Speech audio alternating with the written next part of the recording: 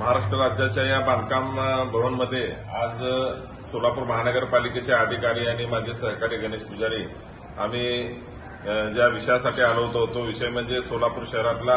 विश्वरत्न doctor Babasaheb Ambedkar यांच्या जे उद्यान आहे त्या उद्यानामध्ये माता रमाई यांचा पुतळा बसवण्याबाबत गेल्या अनेक वर्षापासून हा विषय या ठिकाणी प्रलंबित होता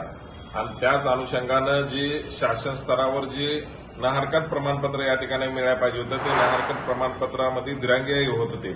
आम्ही गेल्या मागच्या आठवड्यामध्ये राज्याचे उपमुख्यमंत्री अजितदादा पवार साहेबांनी क्रीडा मंत्री दत्तमा भरणे यांना भेटून या संदर्भातल्या ज्या अडचणी आहेत ती सांगितल्यानंतर संबंधित अधिकाऱ्यांवर चर्चा झाल्यानंतर आज मुंबई येथे महानगरपालिकेच्या अधिकाऱ्यांसोबत सोलापूर महानगरपालिकेच्या आयुक्तांनी या संदर्भात तातडीनं एक टीम पाठवून जे माता रमाई यांचा पुतळा बसवण्याबाबत जी प्रमाणपत्र जी मुख्य शास्त्र वास्तुशास्त्र विभागाचे जे चेतन